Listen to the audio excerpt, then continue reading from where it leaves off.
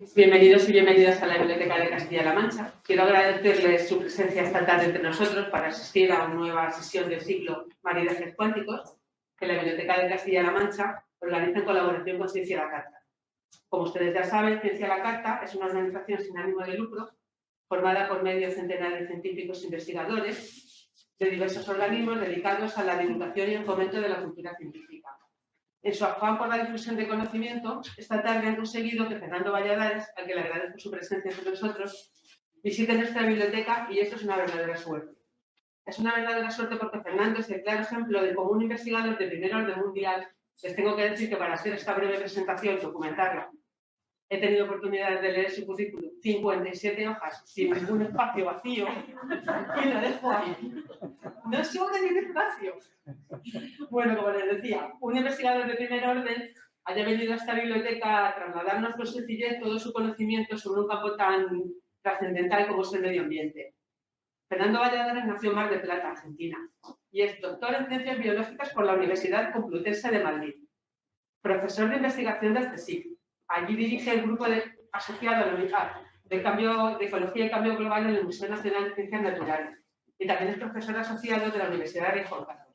Ha publicado más de 450 trabajos científicos repartidos entre artículos y libros, y la mayoría de ellos en revistas internacionales de gran prestigio dedicadas a la ecología y a la biología vegetal. Su investigación se ha centrado en los impactos del cambio global en los ecosistemas terrestres y en los mecanismos de tolerancia y supervivencia a condiciones ambientales extremas. Pero por si todo esto fuera poco, lleva más de 2 décadas dedicándose a la divulgación científica. Su objetivo es abrir los ojos a toda la sociedad ante las evidencias científicas sobre la crisis climática y la pérdida de biodiversidad de nuestro planeta. Como ustedes sabrán, ha colaborado en foros de divulgación científica, participa en los principales medios de comunicación, en las que nos mantiene al tanto de las noticias sobre crisis climática, sobre la pérdida de la biodiversidad y otros aspectos de actualidad ambiental. Pero quizás su trabajo más activo sea su propio canal de YouTube, titulado La salud de la humanidad. Este es más interesante porque habla sobre las conexiones entre la salud de las personas y la del medio ambiente. Antes de ceder la palabra a Juanjo, que se ha ofrecido a presentarle, quería comentarles que en estos días estamos inaugurando en la biblioteca un grupo de WhatsApp con el que pretendemos tenerles al tanto de las actividades que organizamos y algunos eventos relevantes. Para ello necesitamos que accedan a nuestra página web para inscribirse. Pero creo que ya es hora de conocer un poco más a Fernando, que se define como aprendiz del viento, corredor incansable y amante de las cometas. Así se define él en su perfil de Twitter. Que viene a hablarnos de ecología para que nos podamos sentir mejor en un planeta transformado. Cedo la palabra a Juanjo, que nos dará más datos, si es que cabe. Fernando. Buenas tardes a todos. Antes de comenzar a presentaros a Fernando como científico, divulgador y como persona, querría que hiciéramos algo y es dar un aplauso en silencio por todas aquellas personas humanas que no quieren tener guerra. Aquí tenéis la traducción en signos y ella nos va a explicar cómo vamos a dar este aplauso en silencio para no molestar a la gente. Bueno, aparte de esto, me toca hablar de Fernando Valladares, que supongo que más de uno que está aquí ya lo conocerá porque lo ha visto en algún sitio, ¿no? Pero me da un poco de rabia que aquí no haya venido ningún niño, ¿no? Porque uno de los mensajes que quería daros en relación a él es la importancia que tiene la formación cuando uno es joven para marcar su carrera. Fernando está diciendo que sí. Fernando perteneció cuando era joven a una familia que estoy seguro, y esto no lo he hablado con él, todo lo que voy a contar no lo he hablado con él, que seguro que le influyó mucho en su... Estoy viendo ahí lo que tienes en la mano y ¿dónde lo habrás sacado? Le influyó mucho en lo que después ha sido, ¿no? De joven perteneció a algo así, no sé si alguno lo conocéis, pero esto es el Club Linces de lo que era ADENA. Es un club de jóvenes, por eso quería que hubiera un niño aquí, para decirle que hay gente que se puede juntar y hacer cosas bonitas que después puede marcarte la vida, ¿no? Perteneció a un Club Linces de ADENA, en donde se juntaba la gente que le gustaba el medio ambiente. 40 años hace de eso. 40 años hace de eso, pero ya ahí estaba Fernando, ¿no? Estaba tanto que él es un empollón Sí. Ese era el segundo mensaje que quería dar a los chicos. El premio extraordinario de licenciatura y premio extraordinario de doctorado. Pero antes de eso, fue un estudiante de biología en la Universidad Complutense, creo que en el campus de Arcos de Jalón. Sí, correcto. Y ya en el campus de Arcos de Jalón, estudiando, se dedicó a hacer cosas en relación a la ciencia. Una de las cosas que tiene Fernando Buena, y no voy a enrollarme mucho, es que tiene un montón de premios y algunos os voy a comentar para que sepáis quién tenéis delante. Pero el primer premio que tiene, lo tiene siendo estudiante de universidad, en donde Su Alteza Real, el Príncipe de Asturias, en aquel momento, le dio un premio internacional a los jóvenes investigadores de la naturaleza en el año 85. Él no había terminado la carrera. Ese premio creo que fue por Luis Balaguer, Sí. y fueron unas 500.000 pesetas. De aquel entonces se fue mucho dinero. Que fue mucho dinero. No quiero parar una vuelta por Europa. Y fue la primera vez que salió. Se ha traído el BOE. Fue la primera vez que apareció en el BOE, ¿no? Pero aún estudiando, quería dedicarse a la investigación y comenzó con un trabajo muy sencillo, allá por el año 86, sobre sustancias liquénicas en algunos taxones de la Comunidad de Madrid, de líquenes, y él se dedicó al estudio de los líquenes. Su tesis doctoral, cuya directora es Carmen Ascaso, se dedicó a los líquenes. Los líquenes es una cosa local y ha terminado publicando cosas a escala global. Eso yo creo que es un poco el mensaje que os va a dar hoy. La importancia del salto de la escala local a la escala global, ¿no? Cuando dice que tiene más de 400 trabajos, etcétera, bueno, tiene un porrón de trabajo, pero quiero decir que es debido a dos cosas, y esto lo explico porque yo también soy investigador. Él tiene apoyo de su familia ha sido fundamental, la gente que ha estado con él le ha permitido desarrollar ese trabajo, y tiene un apoyo del resto de la comunidad científica, interacciona con muchos científicos. Esto no es solo un trabajo suyo, sino es un trabajo de gente, y gente muy buena. Yo solo os traigo uno de los trabajos más citados suyos, que es este, porque lo que hacen los científicos es publicar estas hojas, que son artículos, que son un trabajo que va sobre el nuevo ecosistema que se plantea para las especies en el futuro, y muy relacionado con las especies invasoras, que todos habréis oído hablar. Este trabajo tiene aproximadamente, para los que se dedican a la ciencia, saben lo que quiere decir, unas 1.200 citaciones. Esto quiere decir que hay 1.200 personas que han utilizado este trabajo para publicar algo en relación a lo mismo. Fernando está entre el 1% de los científicos más citados de todo el planeta. Cuando hablamos de científicos, muchas veces pensaremos en Hall, no sé si le conocéis, o estos que salen en los medios de comunicación, y no todos los que salen ahí son gente de referencia. En España hay muchos científicos de alto nivel, a nivel internacional, y Fernando es uno de ellos en el campo de la ecología, y querría destacarlo. Fernando va a hablaros de un problema global que tiene una solución a escala local, pero también va a plasmar aquí su personalidad. Él comenzó con unos líquenes y ha terminado en pensar qué es lo que pasa a escala planetaria. Él va a hablaros de salud, asumo, y es porque la salud, a escala local, que es su propia salud, ha recibido un fuerte golpe que le ha hecho correr como ha corrido durante su carrera investigadora. Y Fernando corre mucho, igual que ha corrido en su carrera investigadora.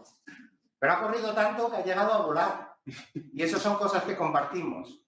Volar es algo que siempre hemos querido hacer todos los humanos, y él es capaz, igual que soy yo, de poder volar y ver las cosas desde arriba, para tener una visión global. Es amante de las cometas. Las cometas no son un juego de niños, son un juego de adultos. Y es una cosa muy bonita para explicar a un niño, porque una cometa no puede volar si no está atada. Igual que el sistema terráqueo no puede volar de forma independiente si no está el hombre ahí haciendo determinadas cosas, que es lo que está pasando ahora, que no las hace correctamente. Si tú sueltas el hilo de una cometa, la cometa se cae. Necesita la persona que la sustente, y eso es fundamental. Espero que volemos a lo largo de su charla sobre distintos problemas y que pensemos entre todos que posiblemente hay algunas soluciones y que esas soluciones son a escala personal. Así que, Fernando, cuando quieras. Muy bien, muchas gracias. Espero que puedas. Wow, vaya presentación. Bueno.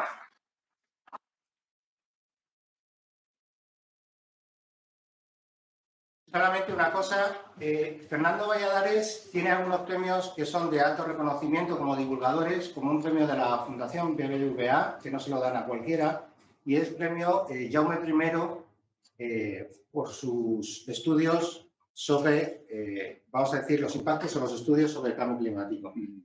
Estos premios no se los dan a cualquiera. Asociaciones como ADNX también le han dado un premio y la Asociación de Periodistas de Información Ambiental también le han dado un premio. Tiene multitud de premios. Cuando un científico recibe premios es por dos cosas. Una, porque está haciendo las cosas bien o porque está dando en la clave que la sociedad necesita. Y aquí vais a encontrar luego algunas de las claves por qué recibe estos premios. Muchas gracias, Caray. Cuando le hacen a uno una presentación así, se suben tanto las expectativas que espero no defraudar. La verdad es que ha sido muy bonito las dos presentaciones, muy sentidas, y me ha encantado, me ha sorprendido con ese escudo de los linces de Adena la Estrella. Me ha hecho recordar que en el mar de Ontígola, que muchos conoceréis, pues estuvimos con 12 años, 13 años limpiando ese mar de forma, pues, en fin, totalmente altruista, sin saber todavía muy bien qué. Había un aguilucho lagunero por allí que nos miraba a sacar los colchones y los neumáticos que estaban dentro de esa pequeña laguna que conocierais cerca de Aranjuez. En fin, tiempos muy heroicos. Cuando uno es pequeñito lo ve todo muy épico. Bueno, lo sigo viendo épico, así que vamos a empezar. Os quiero contar tantas cosas que probablemente sea un maratón como los que me gusta correr físicamente, pero espero también aportar piezas que os estimulen, que os llevéis a casa ideas para pensar, para compartir. Estamos en un mundo complicado. Y fijaros, el título es Ecología para sentirnos mejor en un planeta transformado. Entenderéis más hacia el final cómo nos podemos sentir mejor, pero al principio tenemos que hacer un poco un diagnóstico y quizá podemos empezar por una actualidad tremenda. La invasión de Ucrania por Putin. Básicamente, los rusos de Putin se han metido en un lío, nos han metido a todos en un lío y estamos metidos en otro lío, el cambio climático, que tiene el mismo origen. Esto nos puede llevar a la reflexión de que si resolvemos el origen, estamos resolviendo al menos dos crisis a la vez. ¿Cuál es ese origen? Seguro que muchos de vosotros ya lo tenéis en mente. El origen es precisamente los combustibles fósiles. El uso, la dependencia tan intensa que tenemos de los combustibles fósiles han originado el cambio climático y han originado conflictos bélicos como el que ahora estamos viendo y sufriendo, aunque sea en la distancia. La combinación de guerra con el cambio climático realmente es letal, porque el cambio climático ya pone contra las cuerdas a muchas personas. Si encima ponemos un conflicto bélico donde se rompen infraestructuras, donde se pierden muchos contactos, muchas posibilidades logísticas, pues podemos comprender la situación. No es solo lo que ocurre en Ucrania, ocurre en más sitios del mundo, esta combinación de cambio climático o de una crisis ambiental con una crisis bélica. La primera reflexión va por delante y es que tenemos que cambiar la forma de hacer políticas y la política empieza en casa, puede empezar esta noche en la cena. Las políticas hay que cambiarlas porque las estamos haciendo a toro pasado. Hasta que no llega el momento, hasta que no se cruza una frontera con un tanque, hasta que no se rompe algo, el ser humano no termina de reaccionar, ¿no? En lugar de anticiparnos. Este va a ser el mensaje, uno de los mensajes principales hoy, el anticiparnos. También esta invasión de Ucrania nos pone de manifiesto que Europa no es tan verde como nos gusta pensar, o como le ponemos el adjetivo, la verde Europa, el Green Deal, el Pacto Verde, todo muy verde, no es tan verde. Porque si nos fijamos, esta guerra está revelando la fortísima dependencia de Europa en general de los combustibles fósiles. Putin, cuando se lanzó a invadir Ucrania, tenía un as en la manga y era que las sanciones que podía recibir estarían amortiguadas no solo por el miedo a un lío nuclear, sino por algo mucho más próximo, que era que Europa le compra el 38% del gas que consume, con lo cual le podía sancionar hasta cierto punto, pero dependían de ellos. Ya sabéis que ahora hay todo un movimiento para, si queremos detener la guerra, no es tanto mandar más fusiles, sino evitar que él pueda seguir financiándola y no comprarle ese gas, no comprarle ese petróleo. Así que otra de las reflexiones es precisamente que Europa no es tan verde y esta situación tan crítica de cambio climático con una invasión que nos duele mucho está poniendo otra vez sobre la mesa un debate que en países como España ya estaba muy superado, que es el debate nuclear. Estaba superado, aunque algunas personas todavía lo resucitan de vez en cuando, pero el debate nuclear, con los riesgos que tiene, lo caro que sale cada kilovatio generado por una nuclear, todas las dificultades que tiene la nuclear ha llevado hace décadas tanto a la sociedad española para entender que esa fuente de energía pues es una energía a ir descartando, como al propio gobierno de la nación a tener un plan de pues ir cerrando las centrales a medida que envejecían. Pero indudablemente cuando tenemos una crisis como esta combinación de cambio climático que nos ha hecho, por ejemplo, a nivel europeo, redefinir lo que entendemos por una energía verde. No sé si habréis oído hablar, pero en enero se hablaba de una taxonomía, una clasificación de las energías. Y por presiones de Francia y de Alemania se metió a la nuclear y se metió al gas en una categoría un poco intermedia. No cuela como energía verde y limpia, pero tampoco la han querido poner en el lado del petróleo y del carbón, que saben que son los que están bajo la lupa y los que se van a ir eliminando en los nuevos programas de todos los gobiernos. Así que tenemos el debate nuclear ahí otra vez sobre la mesa y estamos viendo cada día en los telediarios, en las noticias, cómo las centrales nucleares, además de los problemas ambientales que tienen, son una diana muy fácil para precisamente un conflicto bélico o para un ataque terrorista. Así que por ahí no parece que vaya la solución. Como ha anticipado Juanjo, vamos a hablar bastante de salud en un sentido muy amplio, con muchas derivadas, con muchas implicaciones, ¿no? Salud mental, física, salud planetaria, muchas saludes que veréis que están muy relacionadas. Bueno, recordar muy brevemente la cantidad de impactos que tiene una guerra sobre la salud. Sobre todo una guerra del siglo XXI. Las guerras del siglo XXI tienen algunas características que las diferencian de otras guerras, ¿no? Que tienen, por ejemplo, una dimensión mucho más global, mucho más transfronteriza, con lo cual la escala espacial no solo compete a los países que entran directamente en conflicto, sino países muy lejanos o no necesariamente en la región se ven afectados. Y lo mismo que ocurre en el espacio ocurre en el tiempo. Una guerra es una herencia de dolores, de separaciones, de traumas para las siguientes generaciones. Esto se comparte, en cierto modo, con otras guerras. Pero ahora mismo estamos presenciando toda una colección de cosas que afectan a la salud, no solo de las personas que intervienen en el conflicto, sino se calcula que por cada persona que muere en un conflicto del siglo XXI hay 9 muertos más por causas indirectas. Así que cuando escuchemos las terribles cifras de fallecimientos, tenemos que multiplicar por 9 el número de fallecimientos totales. Pero el cambio climático también mata. Es muy difícil de estimar exactamente a cuánta gente mata. Sé que estoy en una parte un poco lúgubre y os prometo que saldremos hacia arenas un poco más optimistas después, pero este es el marco un poco crudo con el que quiero arrancar. El peor estado de salud es cuando uno se muere. Así que, ¿de qué nos morimos? Pues, por ejemplo, nos morimos y bastante de cambio climático. En un cálculo muy conservador, las Naciones Unidas estimaron que en el 2020 murieron aproximadamente 250.000 de personas. Probablemente la cifra real sea del doble, 500.000. Pero el cambio climático afecta a un montón de cosas del día a día y de las actividades humanas. Afecta no solo por clima extremo, inundaciones, olas de calor, sino también a través de contaminación del aire, de la propia dinámica de vectores de enfermedades infecciosas que pueden expandirse con el calentamiento global, la calidad del agua, el suministro de comida, un montón de aspectos que tienen que ver con la degradación ambiental que conlleva el cambio climático. Por ejemplo, las migraciones.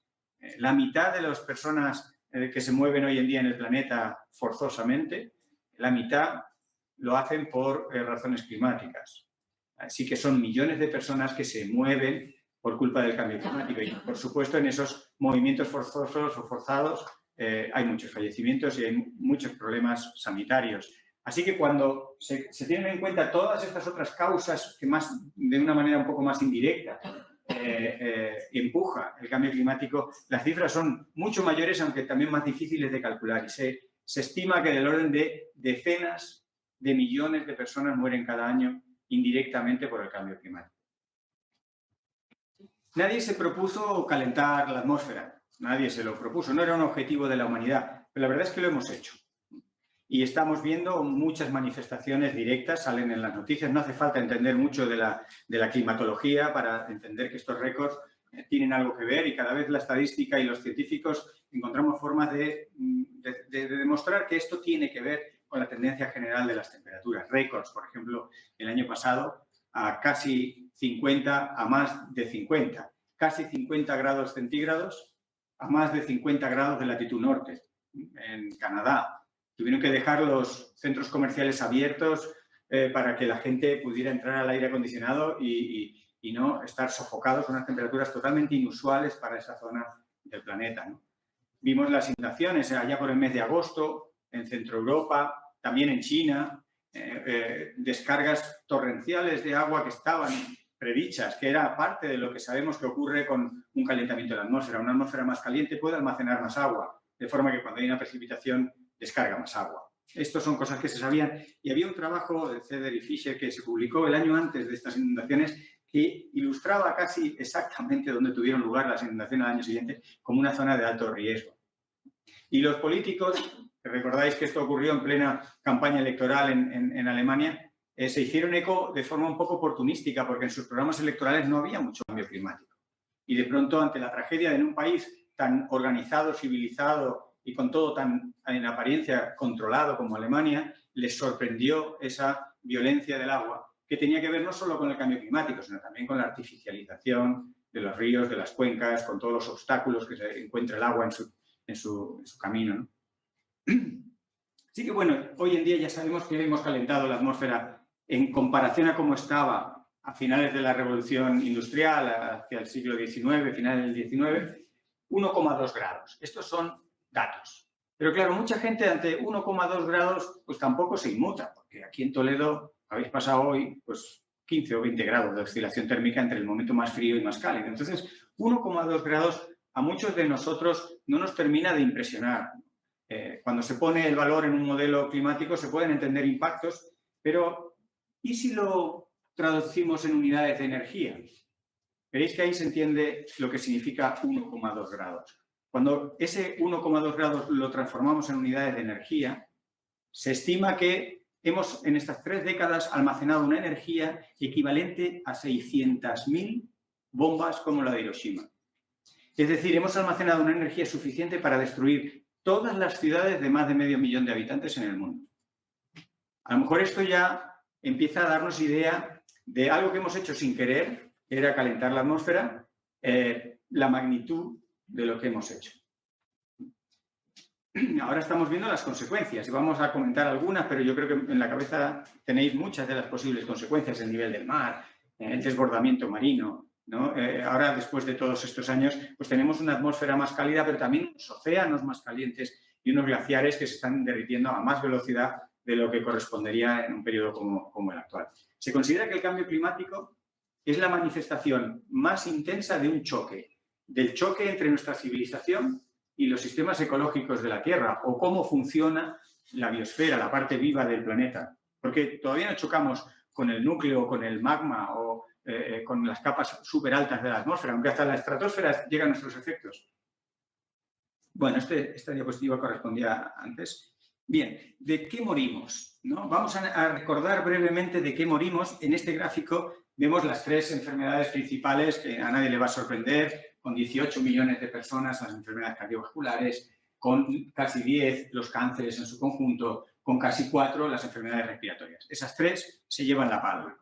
Por la zona media de la gráfica tenemos una serie de enfermedades que causan en torno a 1 millón de fallecimientos al año, que está el SIDA, porque hemos aprendido a normalizar que el SIDA, después de tantos años, pues mate a 1 millón de personas. 1 millón de personas fueron las que murieron aproximadamente en el primer año de COVID. O sea, que estamos normalizando una cosa en el SIDA que nos alarmó y que nos preocupó mucho con la COVID en el primer año de la enfermedad a escala global. También en esos valores algo más bajos está la malaria, están los homicidios, están los accidentes de tráfico. Todas esas cosas son las que nos matan en esos valores, ¿no? En los valores más o menos del primer año de la COVID. Lo pongo un poco de referencia porque las cifras a veces marean y es bueno tener como algún elemento de comparación. Uno de los mensajes principales hoy es que muchas de estas muertes están relacionadas con la calidad del medio ambiente. Es lo que se conoce como muertes evitables. Las muertes evitables son aquellas muertes que sabemos cómo posponerlas. Hay personas que se mueren antes de que les toque, estadísticamente hablando, por tu estado de salud, por tu edad, por tal, te correspondería vivir 3, 5, 10, 20 años más y mueres antes. Esas son las muertes evitables y muchas de esas muertes están en esos números, en esos millones de personas o cientos de miles de personas que mueren empujados por un medio ambiente en mal estado. Y lo voy a ilustrar y lo vais a comprender enseguida, por ejemplo, las mismas pandemias. Estáis con mascarilla, yo me libro temporalmente, volveré a la mascarilla en un rato. Estamos con mascarilla por precisamente un ambiente en mal estado. ¿Qué tiene el ambiente? Pues tiene unas partículas víricas que nuestro sistema inmune no controla y que por mucho que estemos vacunados, todavía algunos nos enganchan, que es una nueva variedad de virus que sabéis que puede ser letal en algunas personas. Bien, las pandemias en general son tan viejas casi como la especie humana, sobre todo a partir de ese momento histórico que nos contaron en el colegio como algo fantástico, que era el Neolítico. Yo no sé el énfasis que pusieron los profesores, pero a mí mis profesores me hablaban del Neolítico como la gran revolución, como el momento de esplendor de la humanidad. Bueno, en algunas cosas podríamos decir que sí, pero realmente la humanidad iba como desbocada sin saber muy bien en qué lío se metía. El hacer ciudades, agricultura, domesticar animales, tenía de logro tecnológico, permitía alimentar a más personas, etcétera. Pero uno de los efectos colaterales que tuvo fue el inicio ya a gran escala de enfermedades infecciosas que pasaban de los animales al ser humano. Esto va en los dos sentidos. Nosotros también le pasamos enfermedades a los animales domésticos, a nuestras mascotas y demás. Lo que pasa es que ellos no se quejan ni escriben artículos científicos. Pero las pandemias son muy antiguas. Las que hay ahora, las que llevan las Naciones Unidas avisándonos desde hace más de 3 décadas, que nos dicen cosas como el 70% de las enfermedades emergentes, es decir, de lo nuevo que enferma al ser humano, el 70% son enfermedades de este tipo, que se denominan zoonosis, enfermedades infecciosas de origen animal que acaban en la especie humana. El 70% de lo nuevo que nos enferma viene de ahí. ¿Y por qué ha ganado tanta potencia estas enfermedades infecciosas? Por una combinación de factores que al final de las 4 o 5 diapositivas que dedico a este tema lo vais a entender. Pero tiene que ver con la globalización, tiene que ver con amenazas y afecciones directas al medio ambiente. Fijaros, estos dos mapas revelan de dónde salían las enfermedades infecciosas a mediados del siglo XX en el mapa superior. Y los puntitos rojos revelan muchas infecciones, muchas enfermedades de origen animal que saltaban a la especie humana en Europa y en el norte de América. Ahí era donde estábamos degradando mucho el medio ambiente. En esos momentos era donde nos habíamos propuesto pues, explotar, extraer, alterar bosques, ecosistemas, y de ahí saltaban las enfermedades infecciosas. A finales del siglo XX y principios del XXI, pues ya nos desplazamos a los trópicos. Teníamos más capacidad. En las zonas templadas habíamos decidido aplicar incluso medidas de conservación, de recuperación, y sin embargo nos cebamos como especie en los trópicos. Y de los trópicos empezaban a surgir las enfermedades infecciosas en mayor número. Y el sudeste asiático, como veis en este mapa, que se publicó un par de años antes de la COVID, ya ponía en el sudeste asiático como un área muy probable por la degradación ambiental y por todas las circunstancias accesorias que llevan a una pandemia. ¿Qué conexión hay entre pandemias y biodiversidad? Probablemente podamos hablar de más de una, pero os quiero hablar e ilustrar una que tiene que ver con la protección que nos da la biodiversidad frente a enfermedades infecciosas. Porque incluso durante la propia pandemia se pensó, se circuló, se comentó por algún cuñado o por alguien desinformado en las redes, que suelen tener bastante capacidad de que sus mensajes se hagan virales, ¿no? Como el propio virus del que hablan sin saber, pues parecían decir lo contrario. Ah, es que hay mucho bicho en los trópicos y de ahí saltan las infecciones. Todo lo contrario. Cuando hay mucho bicho, hay muchos filtros naturales hasta que llega la especie humana. Es precisamente el ser humano cuando hace atajos, cuando entra en contacto con nuevas especies, cuando elimina especies que actúan de barreras intermedias con algunos de los mecanismos que voy a contar muy de pasada, es cuando hay realmente peligro. La biodiversidad nos protege de 3 maneras con 3 grados, ¿no?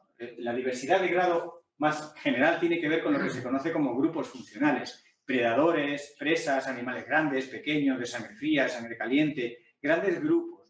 Todo esto constituye una red de la vida, una red de interacciones. Unas especies comen a otras, otras compiten, unas se necesitan, otras coexisten. Toda esta red de interacciones lo que hace es que mantiene controlados los números de todas ellas, porque una depende de la otra es regulada por la una. Cuando aquí no faltan muchas especies y están todas las que tienen que ser, los números, la demografía de todas ellas está controlada. Entonces, si hay una especie o 2 o 6 que tienen patógenos, que tienen bacterias o virus peligrosos para nosotros, se mantienen reguladas en número por esa interacción con otras. Es el primer mecanismo más general, el control poblacional. Pero luego nos podemos meter dentro de un grupo funcional, nos podemos meter, por ejemplo, entre las aves o entre los roedores. ¿Qué ocurre cuando hay diversidad, cuando hay muchas especies dentro de ese grupo? Bueno, por ser especies próximas, similares, comparten los patógenos. ¿De acuerdo? Todos los ratoncillos, ratas y demás pueden compartir bastantes virus, bacterias. Pero claro, no todas las especies son igual de buenas para el virus o para la bacteria. Con lo cual, el resultado neto es una dilución. Por eso se conoce como mecanismo de dilución. Se diluye la cantidad de virus o de bacteria en la población, porque se comparte entre especies, pero que algunas de las especies actúan de cortafuegos o de amortiguación también o de dilución de la cantidad de virus que circula. Y el último nivel, el nivel más fino de biodiversidad, la diversidad genética dentro de una especie, la vemos aquí en esta habitación, ¿no? Somos todos muy distintos por edad, por género, por estado de salud, pero también por información genética. Tenemos unos genes diferentes y así reaccionamos de forma muy distinta a las enfermedades. Parte de la reacción al COVID, que es tan distinta a personas que mueren y personas que son asintomáticas, con todos nosotros por en medio, pues se debe a todos estos factores que he dicho de edad, salud, género, pero también a la diversidad genética. Si fuéramos todos clones, cuando un organismo patógeno entrara en uno de nosotros, lo tendría fácil y se expandiría a todos y causaría el mismo efecto en todos, ¿no? Y eso no ocurre por la diversidad genética. Sí, cuando estamos ante una pandemia, tenemos que pensar en un montón de factores que unos con más peso, otros con menos, dependiendo de qué pandemia o epidemia concreta se trate, han causado esa situación, ¿no? La extinción de especies que no filtran y que no regulan los riesgos, la deforestación, el entrar en contacto directo con nuevas especies, el manipularlas, los mercados que se hicieron muy famosos y que, por cierto, la semana pasada se publicaron un par de artículos científicos volviendo a confirmar con la mejor ciencia disponible de que la hipótesis que se barajaba ya en abril, en mayo del 2020, de que la enfermedad venía de animales y que se pasó al ser humano en un mercado con pocas condiciones sanitarias en Wuhan, en China, sigue siendo la hipótesis más aceptada por la ciencia. Durante unos meses, durante bastante tiempo, se contempló la posibilidad de que un laboratorio de virología que había también en las proximidades de ese mercado, bueno, en la línea de tren, varias estaciones más allá, que hubiera saltado de allí el virus y que hubiera sido un virus que a lo mejor se hubiera manipulado o que hubiera escapado de esas colecciones. Eso se ha descartado, lo cual no quita que ese laboratorio de virología chino tenga su riesgo. Se puede generar, porque se sabe que no reúne todas las condiciones de seguridad que otros laboratorios de virus en el mundo sí que tienen. Pero, ya os digo, algo muy reciente, en estas semanas, se ha vuelto a reforzar esa idea que es un poco la que os cuento aquí. ¿Qué ocurre en un mercado sin condiciones sanitarias donde tienes a los animales estresados, que muchas veces los llevas 2 o 3 semanas metidos en una jaula, le das de comer poco y mal? Pues lo mismo que nos pasa a nosotros cuando nos comunican una mala noticia, cuando tenemos un conflicto laboral o personal, que el herpes que todos llevamos dentro se nos manifiesta en un prurito en el labio. Nosotros estamos llenos de bacterias y de virus, pero nuestro sistema inmune los mantiene a raya. ¿De acuerdo? Nosotros somos todo un ecosistema. Ese es un concepto que me gustaría insistir. Tenemos un montón de bichos. Algunos, digamos, son buenos, otros son malos. En realidad son buenos cuando nosotros estamos fuertes y sanos. Cuando nosotros nos debilitamos, se vienen arriba y vienen problemas. Y eso es la manifestación de ese herpes. ¿Qué quiero decir con ese ejemplo? Que esos animales estresados tienen un sistema inmune deprimido. Por tanto, todos los patógenos que tengan dentro crecen en número y se convierten cada individuo de esos animales en individuos mucho más infectivos o infecciosos que cuando están en la naturaleza en condiciones más, más naturales y menos estresados, con un sistema inmune que los mantiene a raya. ¿De acuerdo? Bueno, y podríamos hablar de muchos otros factores. Estamos hablando de las macrogranjas, ahora muy de moda, muy criticadas. Tienen un montón de problemas ambientales, las granjas industriales de producción de carne, pues sabéis que producen también muchos gases de efecto invernadero, muchos residuos, en fin, son un gran problema ambiental y pues si tuvieran pocas críticas, en realidad son un gran experimento evolutivo de virus y bacterias, sobre todo últimamente de virus, la gripe porcina, la gripe aviar, salen de muchas de esas granjas intensivas donde, ¿qué ocurre? Que los individuos son genéticamente próximos, con lo cual ese nivel de protección que confiere la diversidad genética apenas opera y cuando un patógeno sortea las barreras sanitarias de esa granja, pues se encuentra el cielo en la tierra. Así que esas macrogranjas son una gran bomba de relojería por muchas razones. La contaminación.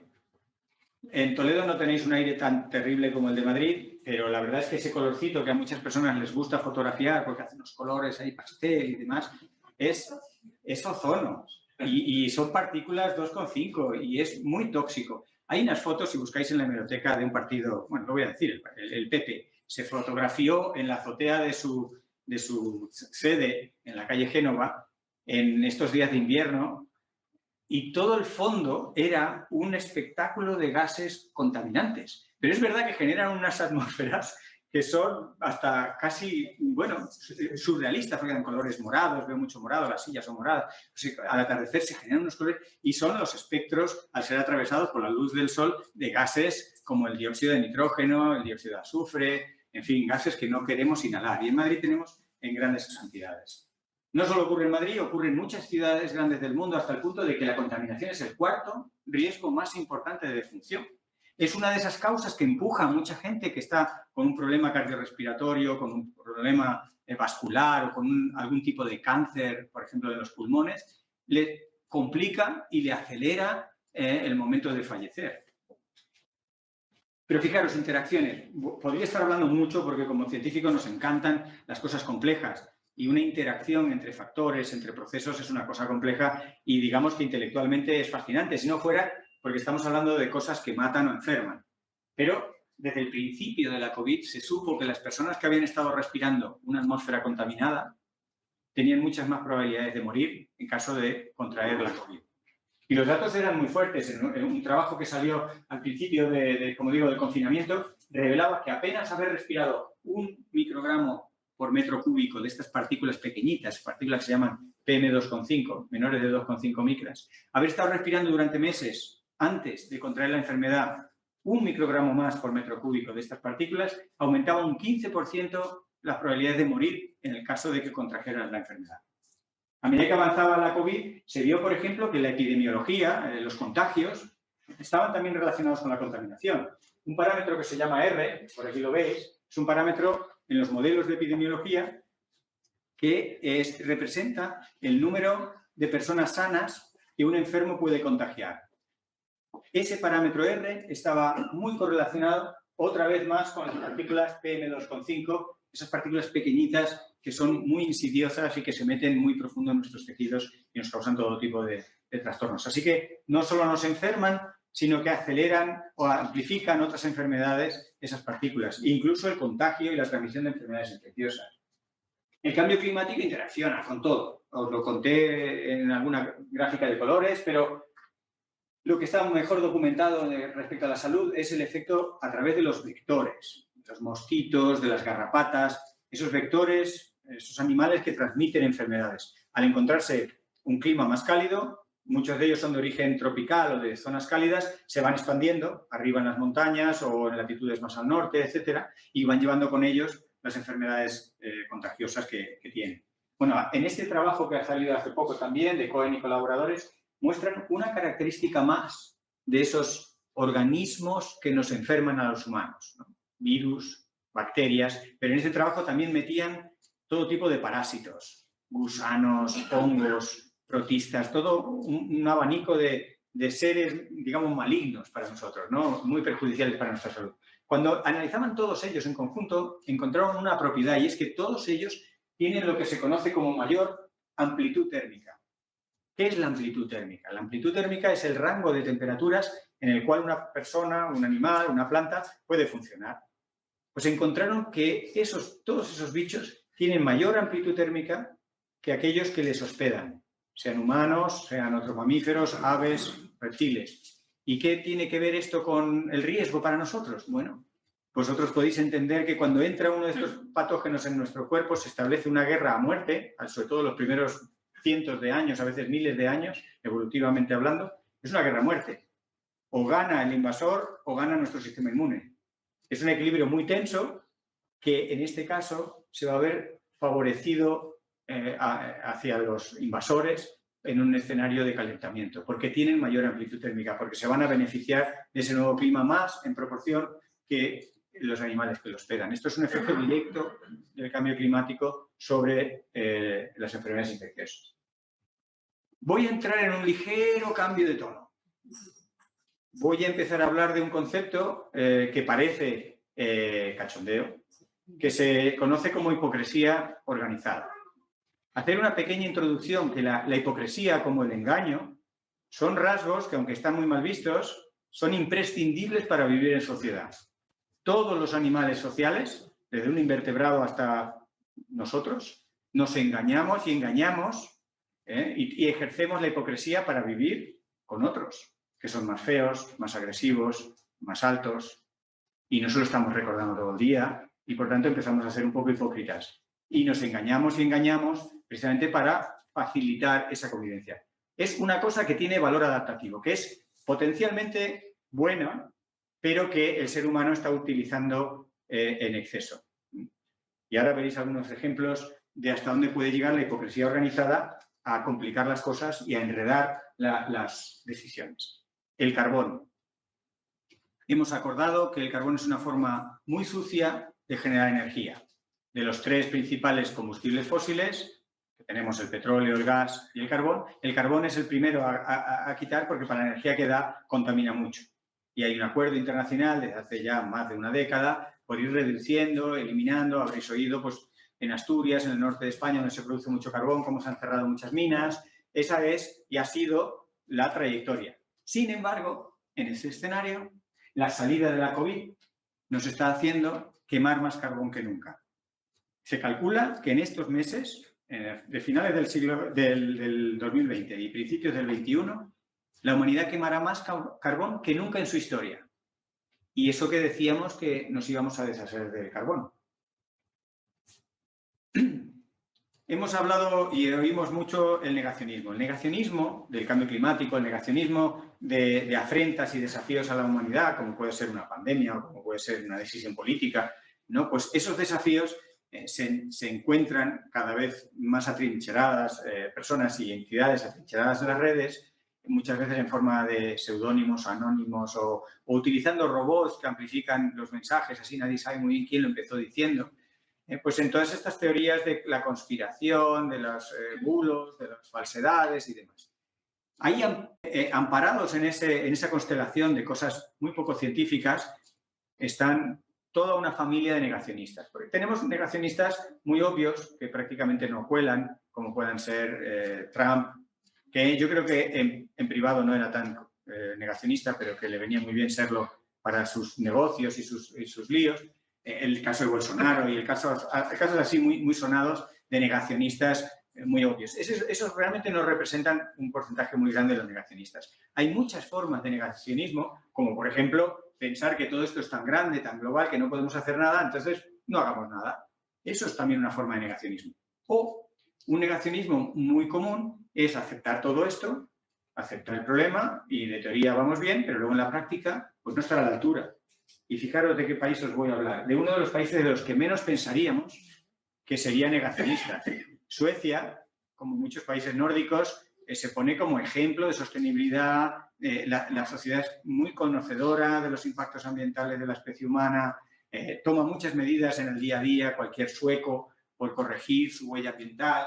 Sin embargo, como vieron en un análisis hecho por Bowers y Hallman el año pasado, es muy preocupante ver la situación de Suecia cuando se ve que, por ley, la ley sueca no permite converger con el Acuerdo de París. Ese acuerdo engloba a 180 países que se han comprometido a reducir las emisiones para mitigar, para reducir el cambio climático. Pues Suecia, en su legislación, no tiene implementadas las herramientas, no tiene el nivel de exigencia mínimo necesario para cumplir lo que el propio país ha firmado, porque Suecia es uno de los primeros en firmar. ¿Dónde hay que firmar? Aquí firmo. Sí, pero firmar, luego hay que tener un respaldo. España tiene una ley de cambio climático, se queda corta, habla de una reducción de un 23% de las emisiones cuando tendríamos que hablar de un 40 o un 50, pero bueno, España va andando en esa senda, ¿no? Y Suecia le pasa como a España o peor, quiero decir, no está a donde tiene que estar. Así que de teoría muy bien, pero en la práctica no tan bien. Esto es una forma de negacionismo. Con Europa nos podíamos meter largo y tendido. Yo muchas veces digo de Europa que es como la madre a la que nadie la toque, pero yo la puedo criticar. Yo puedo criticar a mi madre, pero a mi madre que nadie le diga nada, ¿no? Pues a Europa que nadie la critique, pero yo de dentro como europeo, pues no me la creo tanto. Ya empecé diciendo que no es tan verde cuando hablaba de la dependencia de los combustibles fósiles. Fijaros, esta gráfica nos muestra una parte bonita, la barra de azul, ¿no?, en la que la superficie forestal de los años 90 al 2014 aumentó en 12 millones de hectáreas. ¡Qué verde se pone Europa! Sí, pero cuando miramos lo que ha causado Europa en otros países como Brasil, Argentina o Indonesia, resulta que hemos provocado allí una deforestación casi del mismo orden. 11 millones de hectáreas se han deforestado en esos bosques para dar de comer a los europeos, para darle soja, para darle carne, para darle los productos que importamos directamente. Entonces, ¿entendéis un poco lo de la hipocresía que decía, no? De hecho, a este señor Winston Churchill se le conocía por tener muy mal temperamento. Ya le veis la cara de enfadado y le habréis visto en muchas películas y en muchas caracterizaciones del personaje. Era una persona muy culta, muy refunfuñona y muy crítica con todo lo que se le cruzara, entre otras el Parlamento. Y él fue de los primeros, fijaros la frase en la que se cabreaba con la amenaza nazi, llegando a Europa y siendo una amenaza palpable. Él decía, el gobierno, refiriéndose al gobierno británico, simplemente no puede decidirse. Así que continúa en una extraña paradoja. Solo deciden seguir indecisos. Acuerdan seguir en desacuerdo. Firmes en la deriva, sólidos en la fluidez y todos poderosos en la impotencia. O sea, era una manera de sonreír y criticar con mucha sorna esa manera de no querer ver el elefante en la habitación, en este caso el avance del ejército nazi. Aquí hay una pregunta un poco retórica. Estos son los recursos de combustibles fósiles que no deberíamos tocar para no enfadar mucho al clima. Aquí tenemos el carbón y los valores amarillos están entre el 90, 95, casi el 100%. Ya veis, toda esta zona de Rusia y de las soviéticas deberían no tocar nada el carbón. Hay algunas zonas que podrían permitirse algo, pero en general unas fortísimas reducciones de carbón. Lo hay, pero hay que dejar el 70, el 80, el 90% sin tocar. Con el gas un poco menos, podemos consumir, por así decirlo, un 30, un 20%, pero hay también que dejar mucho gas en el sitio y con el petróleo un poco lo mismo. ¿Venceremos la tentación? ¿Dejaremos en el subsuelo estos gases? Pues no lo sé. Hay muchas promesas, hay muchos acuerdos que se firman, pero aquí tenéis un índice de verdor. Este índice de verdor es un índice estimado para cómo han planeado cada uno de los países salir de la crisis de la COVID. ¿Cuál es su estrategia y cómo de verde es realmente esa estrategia?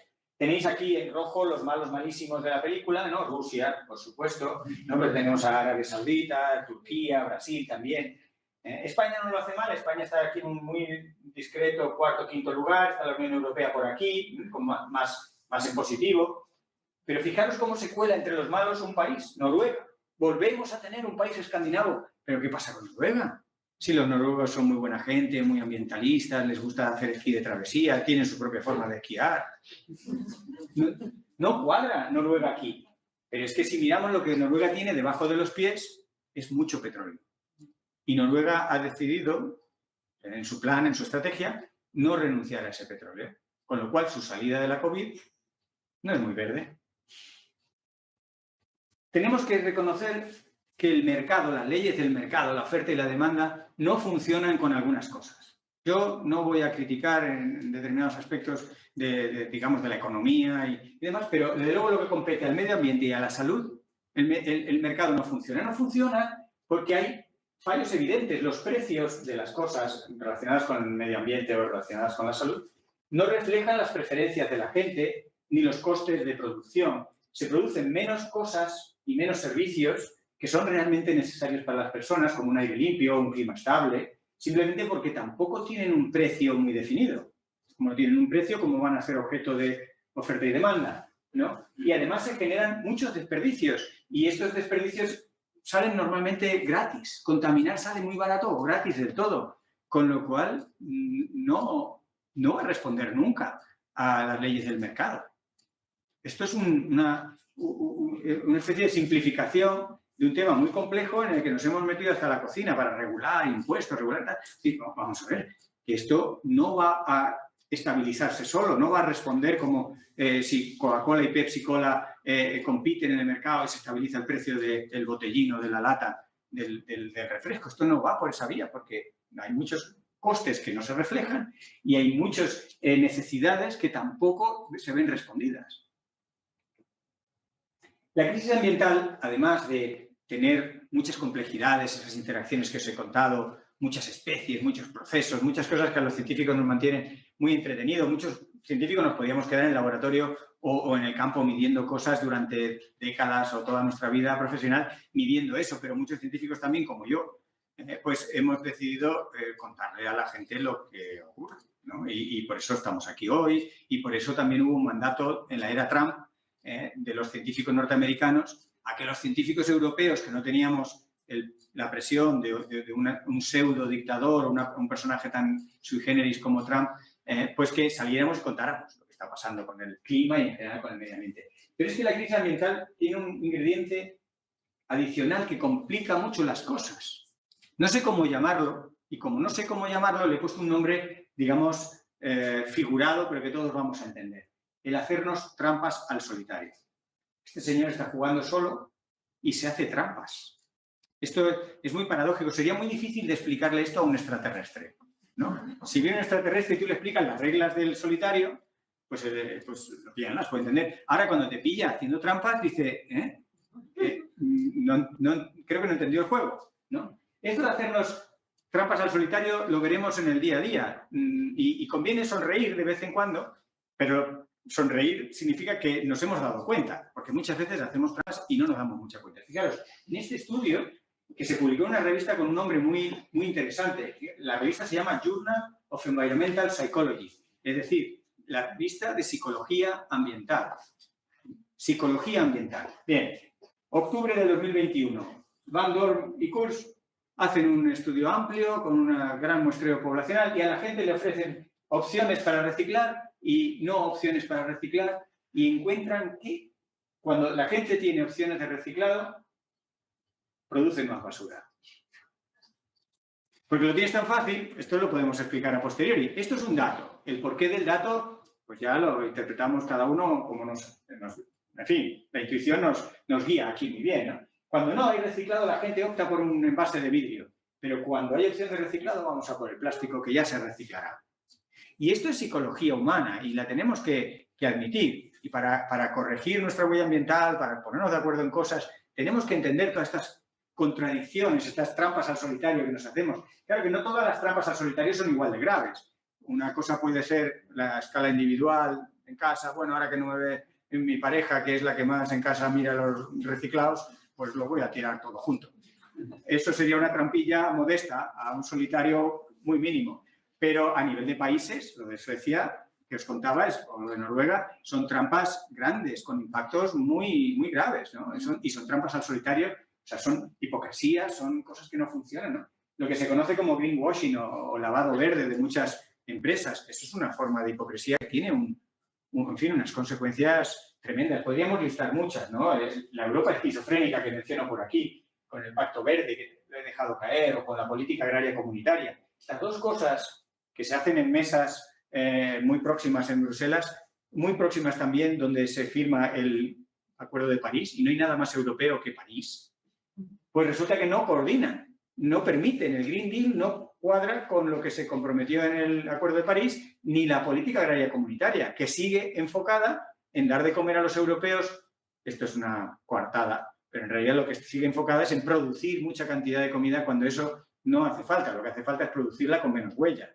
Y esa segunda parte no la termina de hacer. Podríamos hablar de muchas cosas. Pongo aquí los delfines porque hay todo un etiquetado que nos hace sentirnos muy tranquilos cuando comemos atún o cuando comemos determinados pescados que tienen una etiqueta de dolphin free o tal. Cuando se ha ido a investigar y a ver, realmente no son tan dolphin free. Y ahí hay también muchas trampas. Encontramos trampas en muchos lados.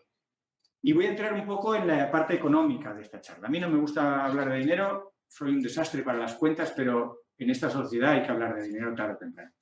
Y una de las consecuencias o conclusiones que os quería traer es que la riqueza nos hace pobres, nos hace enfermos y nos hace infelices. Claro, estoy hablando de la riqueza a partir de un determinado valor. Por supuesto, si en el rango de la extrema pobreza la riqueza te va dando calidad de vida, ¿no? Pero una vez que te alejas de esos niveles de pobreza muy extrema, el dinero trae no solo problemas entre hermanos, sino problemas de salud bastante serios. Y lo voy a ilustrar. Por ejemplo, todavía hoy, en las facultades de economía españolas, se enseña una cosa que no es cierta, que los datos no la muestran. El nombre es la curva ambiental de Kuznets. Kuznets era un economista norteamericano que él nunca aplicó eso nada al ambiente, lo aplicaba a la población y resulta que en los últimos años en las últimas décadas, ha venido muy bien, ha sido muy conveniente aplicar la curva de Kuznets a cuestiones ambientales. ¿Qué dice la curva de Kuznets según esta interpretación que no se da nunca? Que es que tú, a medida que vas teniendo más dinero, se puede medir Producto Interior Bruto, riqueza, dinero. Cuando tienes más dinero, al principio aumenta la huella ambiental, indudablemente. Una persona muy pobre no tiene casi huella ambiental, pero luego te compras un coche, luego ya tienes 2 coches y luego tal, ya va aumentando tu huella ambiental. Y dice esa curva teórica que no se ve, que hay un máximo, a partir del cual más dinero va permitiendo tener tecnología, ser más eficiente y entonces vas moderando y disminuyendo tu huella ambiental. Esto no se ha visto nunca. Esa segunda parte no se ha visto nunca. Lo que se ve son curvas y evoluciones de este estilo. Cuanto más. Esto es una evolución en el tiempo del Producto Interior Bruto global, del consumo de recursos globales, de la emisión de gases de efecto invernadero, de los residuos. Todo lo que se represente, Weizmann y colaboradores en Nature lo publicaron, están ahí las tablas, y se ve que nunca el ser humano llega a ese punto de riqueza a partir del cual empieza a ser más consciente y utiliza la tecnología para reducir. Es decir, cuanto más dinero, más pobres somos ambientalmente. Pero no solo somos pobres ambientalmente, que como el ambiente parece que es esa cosa externa, que mi idea es que el ambiente lo llevamos en la nariz, por ejemplo, o en el estómago, que son ecosistemas súper complicados y muy diversos, pero bueno, parece que el ambiente es algo externo a nosotros. Sin embargo, fijaros, la salud mental se ve afectada por la riqueza. Hay una cuestión que se llama la paradoja de las ciudades. La paradoja de las ciudades se ve más en el medio urbano que en el medio rural, por eso se asocia a las ciudades, es cuando se emplea una escala de bienestar, de felicidad percibida en las encuestas, y se representa en función del desarrollo económico. Hay una fase en la que os decía, en la que se sale de la extrema pobreza y el bienestar, la felicidad, pues tiende a subir. Pero hay un punto en el que se estabiliza y esto sí que baja, no como la curva de Kuznets, que decían que bajaba y no baja. Esta sí que baja y sobre todo baja en las ciudades cuanto más grandes. ¿Qué quiere decir? Que en las ciudades la gente, a partir de un determinado nivel económico, empieza a ser cada vez más triste y a estar menos feliz y menos satisfecha a medida que gana más de ese nivel X, que cada país será un valor, etc., ¿no? Esta es la paradoja de las ciudades. Cada vez vivimos más en las ciudades, pero cada vez enfermamos más por vivir en las ciudades y cada vez estamos más tristes a partir de un determinado nivel económico. Por verlo del otro lado, podemos ver los espacios de naturaleza simplificados que todavía quedan en una ciudad, como puede ser un jardín, un parque, un corredor verde. Esos espacios nos salvan la vida, nos alargan la vida y nos mejoran la vida. Por ejemplo, un trabajo muy interesante en especial de la revista Lancet. La revista Lancet es una muy buena revista de medicina que aborda muchos de estos temas de interacción entre la salud humana y el estado del medio ambiente. Pues en ese trabajo del 2019 de Rojas Rueda y colaboradores mostraban cómo el tener zonas verdes en un radio de 500 metros a tu vivienda te alargaba varios años la vida. Es estadístico, lógicamente habrá personas que no tendrán ningún efecto, otras que tendrán más efecto, otras que... ¿no? Pero estadísticamente, esto es un estudio de 8 millones de personas en 7 países distintos. O sea, que el efecto es potente. Y se corrigió por el tema económico, porque muchas veces las casas de gente con más dinero tienen más zonas verdes. Se corrigió por el efecto económico y seguía siendo significativo que tener zonas verdes en tu entorno te alarga la vida. Otros trabajos mostraban que cuanto más verde hayas tenido en la infancia, menos trastornos mentales tienes en la fase de adolescencia y fase adulta. Esto se vio. Esto es un índice de zonas verdes, es un valor, se denomina NDVI, se ve con satélite, ¿no? Y se vio para ciudades pequeñas, para pueblos, para zonas rurales, para el centro de las ciudades y para ciudades residenciales. Cuanto más verde, menos riesgo relativo de enfermedades. ¿De qué enfermedades estamos hablando? De esquizofrenia, uso de drogas, desórdenes obsesivo-compulsivos, anorexia, trastornos bipolares, depresiones y, por supuesto, estrés. Todo eso disminuye en la fase de adolescente o adulta si hemos tenido la fortuna de vivir durante la infancia con zonas verdes. Cuanto más verde, menos propensión, menos riesgo de tener trastornos mentales, ¿no? Incluso algunos trabajos van más allá y relacionan qué partes del cerebro tienen anomalías en el desarrollo durante la infancia y pueden estar, digamos, viéndose perjudicadas por no tener suficientes zonas verdes. Zonas que tienen que ver con la materia blanca, con el lóbulo posterior, zonas que están relacionadas con la memoria, con algunos rasgos de capacidad de concentración, o sea, con rasgos cognitivos. Y el estudio es un poco tentativo por la cantidad de muestras que hay, que no es muy amplio, pero sugiere que se puede llegar incluso a la base anatómica de por qué la gente puede estar peor mentalmente hablando si no tiene un contacto con zonas verdes. Os prometí hablar de sentirnos mejor, ¿no? Y estaba hablando sobre todo de lo mal que van las cosas, la gente que muere, de que enfermamos. Voy a intentar darle un poco. Ya en las últimas he intentado recuperar terreno perdido y he hablado de los espacios verdes, lo bien que vienen, pedirle a vuestro alcalde que ponga más paseos. Dijo un científico que viviríamos más. Pues sí, hay mucha evidencia de eso. Esta señora se pregunta, pero ante todo esto, ¿hay margen para el optimismo? ¿O es una tontería? En primer lugar, el optimista, yo me considero optimista, pero yo soy activista del optimismo. Yo todas las mañanas, aparte de tomar un buen colacao, y digo, vamos a por el día. Y voy a buscar razones que me mantengan animado. El optimismo se lucha con dos cosas en contra. Una, en medio ambiente predominan las malas noticias. Y son ciertas. O sea, no estoy diciendo que esas sean bulos, no. Hay muchas muy malas noticias en el medio ambiente. Pero también las hay buenas. Y hay que buscarlas y entenderlas y ver cómo pueden servir de ejemplo para otras cosas. Entonces, luchas un poco contracorriente con la cantidad, ¿no? Por cada buena noticia hay muchas más malas noticias. Pero es que además, socialmente, el pesimista vende más. En todos los países de nuestro entorno, en todos los países civilizados, o no sé qué es civilizado, pero occidentales, no sé cómo llamarles, en todos ellos se demuestra que los optimistas son considerados personas frívolas, superficiales, alegres sin razón.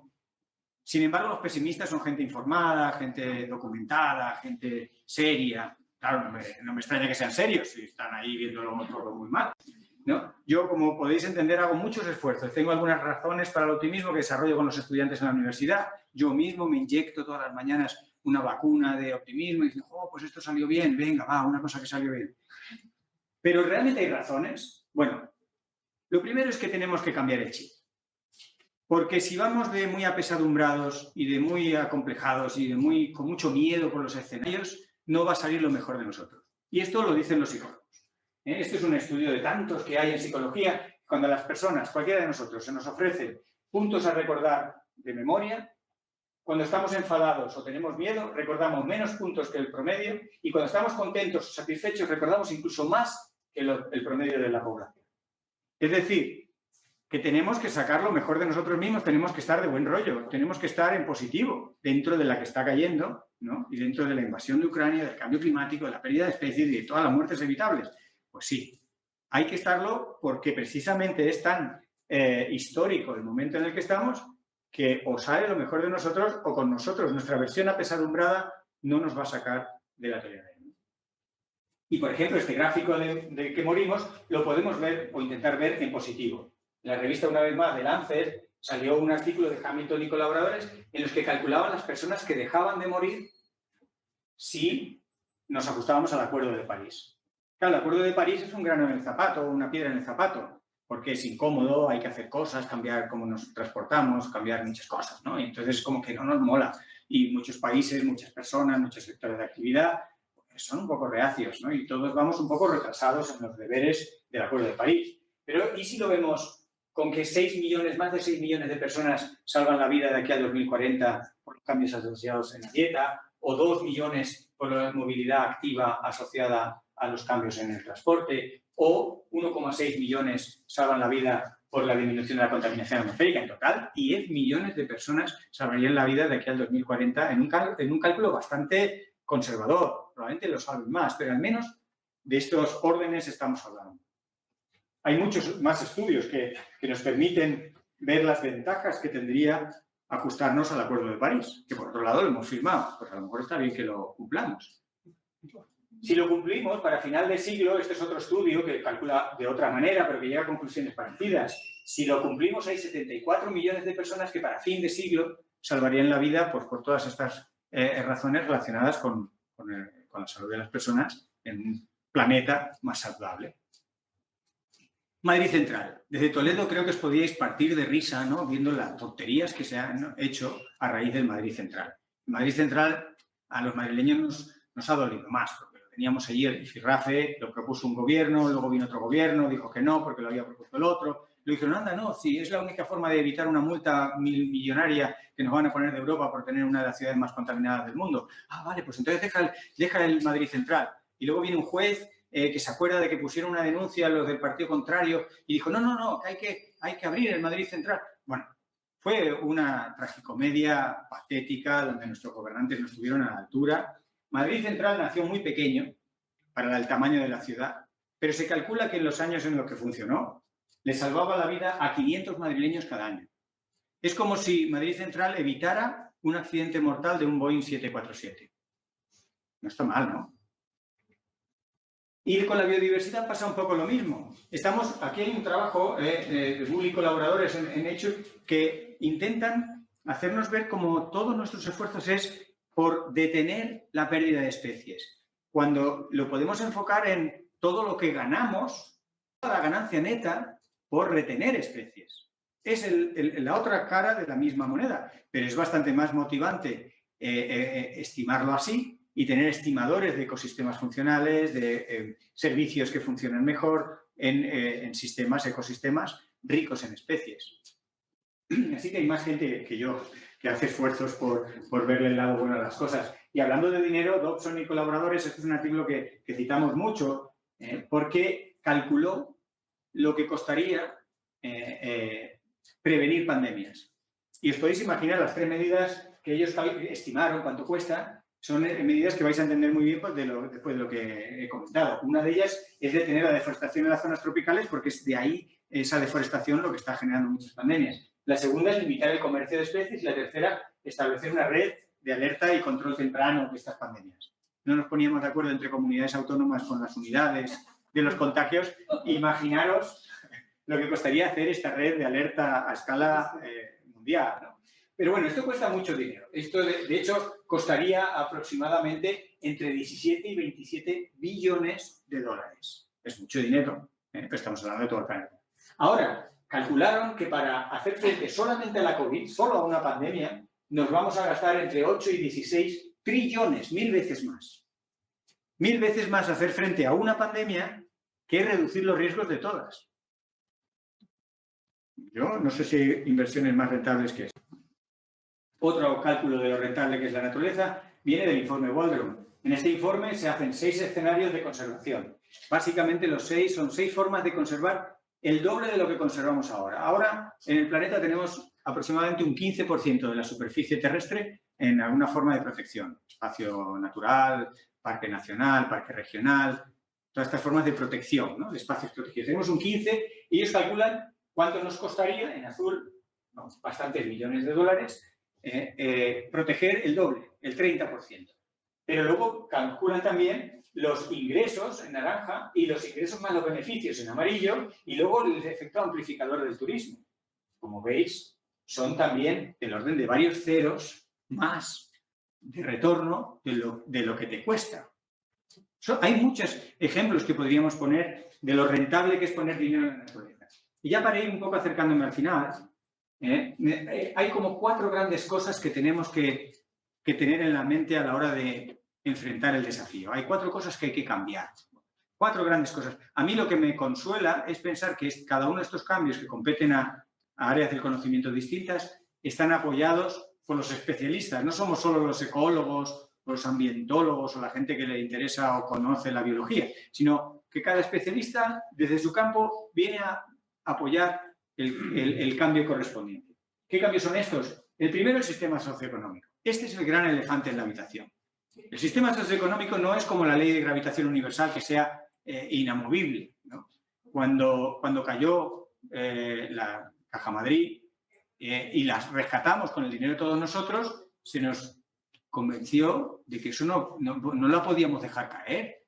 ¿Por qué no? Pues nada. El sistema de oferta y demanda parece que, oye, esto es que es como una ley, como la ley de gravitación universal. Pues no. Esto es una forma en la que nos hemos puesto de acuerdo para hacer las cosas. Y podemos ponernos de acuerdo de otra manera. Es cierto que no tenemos una alternativa completa al sistema socioeconómico que predomina en los países desarrollados. No tenemos otro, ¿no? Durante la Guerra Fría pues estaba el comunismo y el capitalismo y había todas las películas de James Bond con las intrigas asociadas. Ahora se ha roto mucho esa alternativa, el comunismo no termina de tener pues, todos los aspectos suficientemente bien resueltos y no tenemos una alternativa. Pero lo que sabemos es que este sistema no funciona. Es el causante de los problemas ambientales por una cosa tan sencilla que hasta un niño de primaria lo entiende, que es una economía de crecimiento ilimitado en un planeta con recursos limitados. No hay nada más renovable que una lata de gasolina. Pero claro, el tiempo de renovación de una lata de gasolina es algunos millones de años y nosotros la gastamos en unas horas. El ser humano no le da tiempo al planeta a que se regenere y explotamos como si las cosas fueran infinitas. Y ya vamos viendo que el petróleo barato se acabó hace un par de años, el gas, por mucho que sea ruso, pues también se acaba, ¿no? Y esa visión de la limitación de recursos que ya se dijo hace 50 años en el informe Meadow, que se repitió en la Cumbre de la Tierra en el año 92, no es una cosa novedosa. ¿Qué ocurre? Que es que ahora somos casi 8.000 millones de personas. Cuando se hicieron esos informes éramos la mitad. Entonces, cuando hay más gente, los problemas pues, se notan más. Cuando éramos 500 millones de habitantes en el siglo XIX, todos los engorros ambientales que pudiéramos hacer, la tierra, los ecosistemas los absorbían bien. Ahora, cualquier engorro tiene unas dimensiones y el sistema está tan limitado que no podemos contar mucho con que se regenere o compense nuestros residuos, ¿no? Y lo que me gusta de cambiar el sistema económico es que son los propios economistas los que lo están diciendo. No los economistas de esos libros de texto que todavía le enseñan a nuestros estudiantes, no. Esa economía fósil todavía no se ha dado cuenta de la dimensión ambiental o no la quiere reconocer. Sin embargo, los economistas que ahora ganan premios Nobel, si queréis compraros algún libro de divulgación suyos, lo vais a entender sin saber economía, porque mete mucha sensatez, mete mucha cordura, mucha economía ambiental. Cosas que dices, claro, y esto no se hacía hace 20 o 30 años, no se planteaba. Entonces, los propios economistas, fijaros, este señor, Joan Martínez Salier, él, que ha sido galardonado con premios muy importantes, es un economista español digamos, muy reconocido ya en una fase pues, mayor. Él dice que hay que cambiar la manera de medir las cosas y hay que quitarle importancia a lo que digan los economistas. Está muy bien que lo diga un economista, ¿no? Y fijaros, uno de los grandes problemas, hay varios, pero un problema muy objetivo y muy digamos, identificado al que podemos ponerle coto, son las entidades financieras. A nadie nos caen muy bien los bancos, pero cuando miramos en materia ambiental, por ejemplo, en el 2019 se calculó en este informe, el Bank Rolling Extinction Report, en este informe, que se hace todos los años, se calculó que en el 2019 se invirtió el doble del Producto Interior Bruto de España, sumando todas las entidades financieras del mundo, en proyectos que dañaban el medio ambiente, que destruían la biodiversidad y que generaban grandes emisiones de gases de efecto invernadero. En ese informe se puede ver los países, se puede ver si se dedicaron a cosas relacionadas con la infraestructura o con el turismo o con productos agrícolas. O sea, uno puede entrar en ese informe y ver, ¿pero en qué? Todo esto estaba financiado por los bancos. Los bancos no se sienten responsables, o todavía no mucho, de para qué se usa su dinero. Y me gusta provocar diciendo, si alguien se entera de que una entidad financiera financia un proyecto relacionado con la pederastia, ese banco desaparecía del mapa inmediatamente. Hay tolerancia cero. Sin embargo, ¿por qué tenemos tolerancia con un banco que financia con millones de dólares un producto que destruye la atmósfera, el agua? Hay un tema muy importante a cambiar, ¿no? Y hay bancos que van empezando a darse cuenta que no pueden seguir ignorando en qué se gastan el dinero. Otra cosa muy importante es el modelo energético. En parte del problema en el que estamos es por el modelo energético. Consumimos mucha energía y el origen de esa energía tan amplia, que es lo primero que habría que hacer, es hacérnoslo mirar cuánta energía consumimos, pero luego de dónde viene. Y esa energía es básicamente todavía más del 70%, el 70 y el 80% viene de combustibles fósiles. Y eso es muy insostenible, ¿no?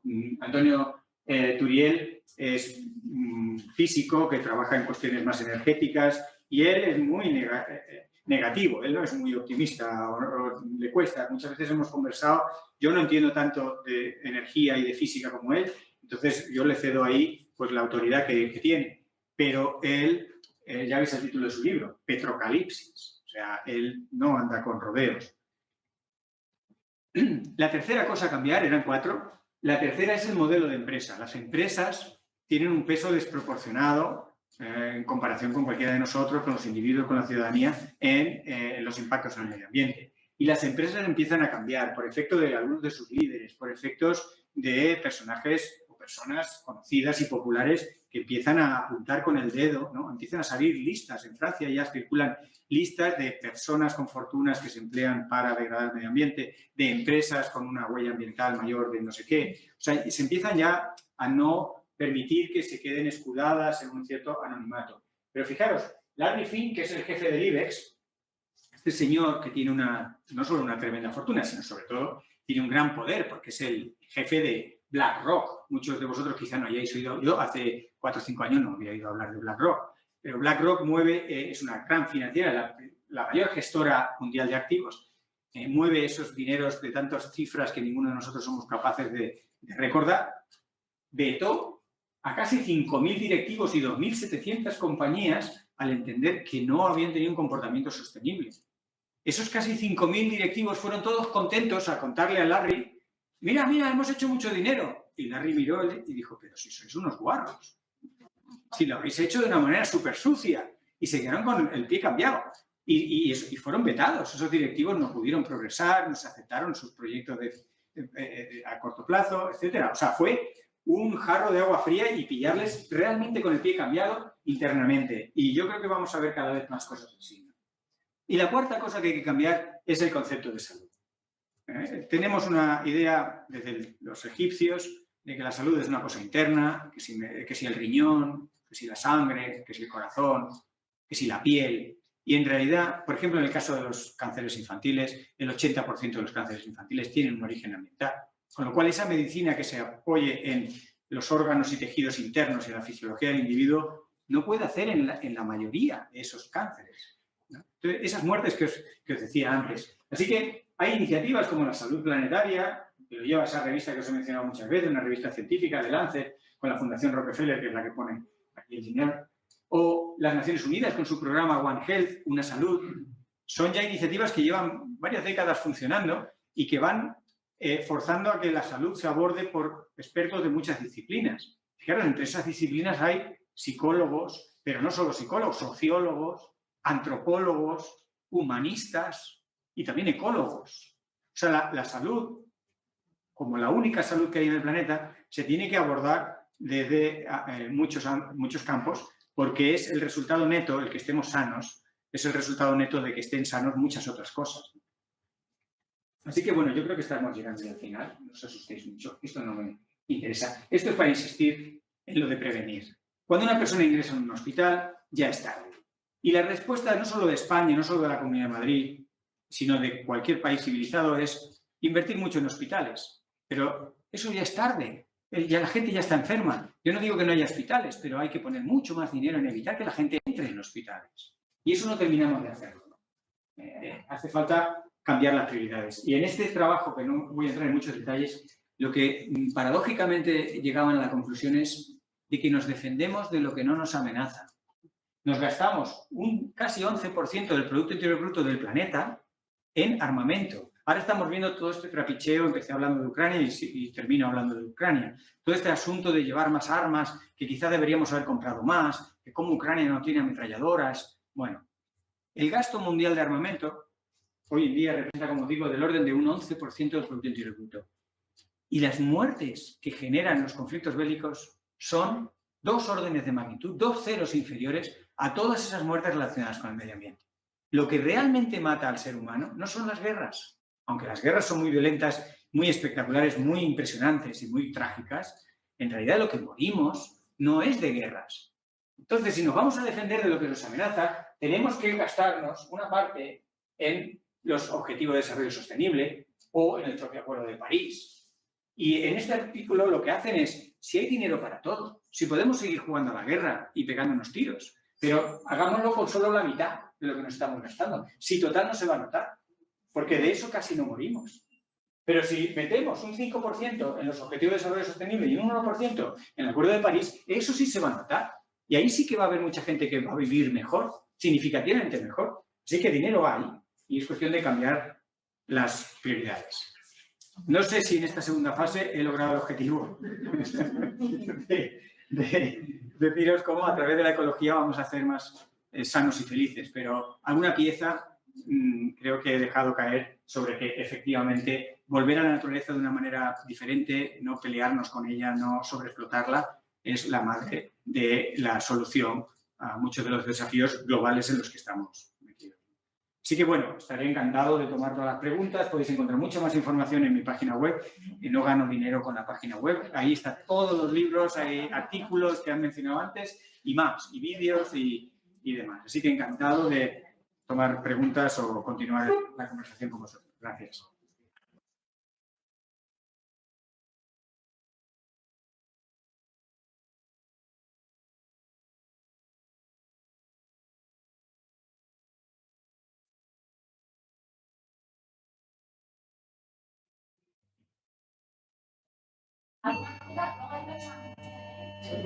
Y un examen.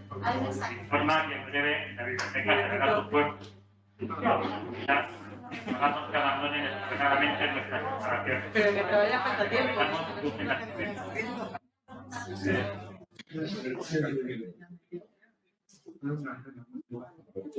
Hay un par de manos pedidas, Juanjo, por allí.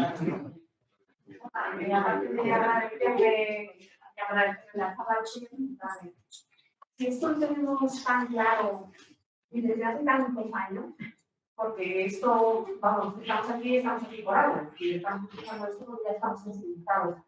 Aparte de la información que a mí me parece lo fundamental, es decir, yo estoy aquí porque estoy concienciada, pero sé que detrás de mí hay mucha gente que no lo está y no está aquí escuchando esto. Y eso se refleja en su día a día, ¿no? Con lo que puedo implicar. Pero si esto lo tenemos tan claro, ¿por qué en España no se aprovechan más los recursos eólicos? Es decir, yo sé que hay una trama política de hipocresía económica, que los grandes que están arriba son los que están metidos en lo demás, pero ¿qué pasa con las eólicas, con las energías limpias? ¿Por qué en España, aparte de la hipocresía política?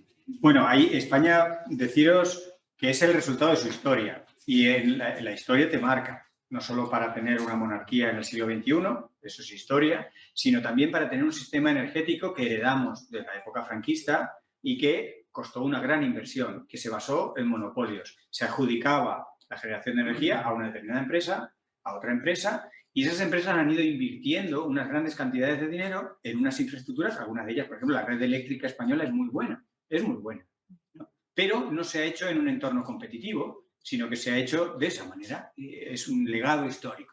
Entonces, hay dificultades que se deben a esa historia para flexibilizar algunas cuestiones que tienen que ver con el modelo energético. O sea, Antonio Turiel te puede echar todas las cuentas de la física, de la atmósfera, de las renovables y no renovables, del petróleo y el no petróleo, pero luego hay que implementar esas cosas. Y en la implementación vienen los problemas. Normalmente vamos casi siempre mejor, como los suecos, mejor de teoría que de práctica. Entonces, las renovables tienen también problemas. Las renovables son muy poco intensivas. ¿Qué quiere decir? Que requieren mucho territorio para producir la misma energía. Entonces, el conflicto viene del uso del territorio. Y ahí ya sabéis que hay un movimiento bastante razonable, que de vez en cuando da unas manifestaciones un poco subidas de tono para llamar la atención, pero que tiene una cierta lógica que dice renovables sí, pero no así, ¿no? Y lo resume muy bien en ese eslogan, como diciendo, ¿qué está ocurriendo con las renovables? En España faltan tejados solares para autoconsumo. Hay muchísimos más tejados solares en Alemania que en España. Sí, es lo que en España tenemos muchísimo más sol que en Alemania. Y eso es un legado histórico. Ahora se está intentando rápidamente ponerse las pilas, ¿no? Para ver si en España el autoconsumo, en los tejados, en la infraestructura, donde ahí no hay mucho conflicto, porque realmente son superficies en las que ponerle un panel solar no va a tener grandes consecuencias. Poner esos grandes huertos solares en algunas zonas del territorio, pues tienen obstáculos para la biodiversidad, hay que gestionarlo bien, ahí se encuentran con contestación, hay empresarios o emprendedores que quieren hacer actividades de turismo verde, que eso pues va en su contra. Es un tema con más espinas, ¿no? Pero en los tejados ha habido incluso pequeños movimientos que no han durado mucho, creo que no están durando todavía mucho, en algunas comunidades, alguna muy próxima de Toledo, y ya he dicho mucho, que ha puesto obstáculos administrativos a la puesta de paneles solares en tu vivienda. Eso significa quitar dinero a las empresas. Claro, exactamente, como dicen aquí. Si tú tienes autoconsumo, no le estás pagando la electricidad a otros al precio que quieras y demás, ¿no? Entonces, ahí hay unas tensiones y hay una dimensión política complicada cuando la política y la economía están, digamos, aliadas para hacer negocio y no para resolver el problema. Entonces, lo que ahora estamos intentando con paneles, pues así, muy interdisciplinares, es hablar más claro de las cosas. Es decir, bueno, si no estamos en contra de que las empresas hagan dinero, pero ahora las empresas energéticas están proponiendo, ¿cuánto era? Del orden de como 6, 7 veces más parques eólicos y solares de los que hacen falta. Cuando tú te quedas un poco escandalizado ante esas propuestas, ellos se defienden un poco diciendo, bueno, es que muchos de esos proyectos luego en la práctica no se llevan a cabo o tienen dificultades. Y digo, bueno, no sé, pues afina más el número porque estás espantando a la gente, estás generando una respuesta en contra de la sociedad, cuando indudablemente la vía de las renovables es parte de la solución. Ojo que las renovables no nos sacan completamente del problema, pero indudablemente ayudan. O sea, salir de este problema ambiental en general no se va a apoyar en una única muleta, no va a ser solamente a base de renovables. Tenemos que cambiar muchas cosas de funcionamiento, tenemos que consumir menos energía y eso no está muy claro cómo lo vamos a hacer. Muchos de nosotros no queremos, igual tenemos que acabar queriendo, ¿no? Pero de momento hay una parte de reducción de consumo que hay que ver cómo se aborda, ¿no? Pero se puede facilitar con una coordinación, por ejemplo, del transporte, que la gente no tenga que movilizarse tanto y ahí ya empieza a tener menor demanda energética. Hay cosas que se pueden y se están viendo para reducir el consumo, pero indudablemente que el origen de la energía sea más de renovables nos va a venir bien, pero con esa cuestión tampoco podemos llenar todo el campo y todo el mar de parques eólicos y fotovoltaicos. Es un tema interesante, complicado y, como digo, con una parte que tiene de legado histórico que tenemos que rápidamente irlo pasando a la fase 2.0. Es una respuesta más corta. Sí. Gracias. Sí, hola. Yo quería preguntarte sobre lo que acabas de decir ahora de usar menos energía para el transporte. Por ejemplo, yo vivo en La Sagra, ¿no? En La Sagra tenemos pueblos que tenemos 10.000 habitantes y más de 10.000 habitantes. Tenemos una vía de tren a menos de 1 kilómetro y, sin embargo, no se usa. Creo que eso es algo que las carreteras se colapsan por la mañana, una persona en cada coche y la gente lo está pidiendo. Hay plataformas de... Totalmente. Es algo que no se... Mira, cuando la Segunda Guerra Mundial hay un panfleto multicolor de Estados Unidos que es escalofriante. Decía, conducir en un coche solo llevas de copiloto a Hitler. Ese era, entonces, y gracias a ese tipo de... Ahora se está haciendo ese con Putin. Dice, si vas en el coche solo llevas de copiloto a Putin. ¿Y eso qué quiere decir? Que le estás financiando económicamente al enemigo. Entonces, esto de los coches solos y este modelo energético, lo estoy poniendo como una cuestión de mucha actualidad, muy candente. Cómo nos organizamos tiene muchas dimensiones, políticas, económicas, por supuesto. Pero ¿qué ocurre? Que España es el único país del mundo que ha invertido en 3 formas rápidas de transporte. Es el único. Alta velocidad, autopistas y aeropuertos. Ningún país ha hecho eso. ¿Por qué? Porque el objetivo de España no era comunicar. El objetivo de España era hacer dinero comunicando. Lo mismo que ocurre con la política agraria comunitaria. Cuando se hizo al final de la Segunda Guerra Mundial, el objetivo era conseguir la seguridad alimentaria de los europeos. Eso ya se ha conseguido hace tiempo. La seguridad alimentaria de los europeos, por suerte, no está en serio peligro. Lo que está en peligro es el medio ambiente. Pero la política agraria comunitaria no ha hecho el clic, el cambio. Y con esto que estás tú contando, yo creo que veremos, a medio plazo, no sabría decir cuándo, un retorno a los trenes de cercanías. Los trenes de alta velocidad conectan grandes ciudades y desconectan en la matriz del territorio. Parte de ese síndrome de vaciarse la comarca de la Sagra y tantas otras zonas es porque la comunicación no es fácil y todo el mundo tiene que andar con su coche y no todo el mundo quiere o puede tener su coche o 3 coches en una casa, tal. Cuando vuelva otra vez el tren de cercanías, mucha gente, el teletrabajo y una serie de cosas, con el teletrabajo estamos dando bandazos. Una gran solución que apareció durante el confinamiento, reduciendo la huella. Sin embargo, muchos empresarios y la propia administración pública está ahora volviendo un poco atrás en la presencialidad, en cosas que no hacen falta. Entonces, yo creo que... No soy capaz de contestar en corto. Por resumir, muchos de estos problemas vienen porque el objetivo está tapado por el objetivo económico. En lugar de comunicar a los toleranos, se quiere hacer dinero comunicando a los toleranos. Y eso, que no está mal que se haga dinero, pero primero es comunicar, luego, rentabilizar el servicio. De ahí viene mucho problema. Bueno, la charla me ha encantado. Gracias. Hay un aspecto que quizá ha quedado implícito, pero yo creo que habría que profundizar un poquito, y es la diferencia entre el dinero y el tercer mundo. Es decir, parece ser que un estudio de Greenpeace dice que a mediados de año ya nos gastamos prácticamente todos los recursos del planeta y nos los gastamos en el primer mundo. Eso es. Entonces, si en China, en África, en India tuvieran el número de coches frigoríficos que tenemos nosotros, no había energía, petróleo, no había para ello. Por lo tanto, seguramente, además, el primer mundo tenemos que crecer. Claro. No, totalmente. Has mencionado, con eso que mencionas al menos un par de cosas importantes. El tema de la desigualdad en la distribución de los recursos es evidente y que los países desarrollados hasta hace poco tenían una actitud paternalista y actuaban de modo como de caridad, ¿no? Y esa actitud no es la que debe movernos al cambio. Si además tienes esa orientación, pues estupendo. Pero matemáticamente se puede demostrar que las sociedades desiguales son mucho más vulnerables a perturbaciones como el cambio climático. Entonces, por funcionalidad, hay que tender a una mayor homogeneidad en la repartición de los recursos y demás. Otra pieza interesante también que ha salido hace poco es un artículo de investigación que demuestra que el objetivo 1 de las Naciones Unidas, que es erradicar la pobreza extrema, y el 13, que es mitigar el cambio climático, se pueden reconciliar bastante bien si los países o dentro de los países las regiones favorecidas acompañan a las desfavorecidas. ¿En qué las acompañan?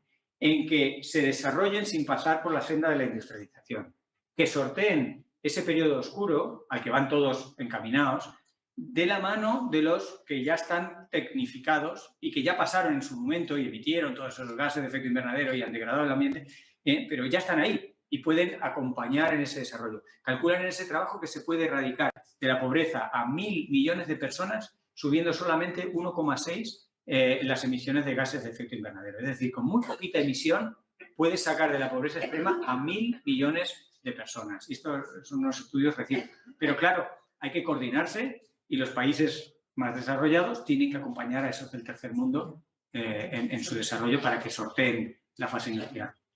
Yo solamente, bueno,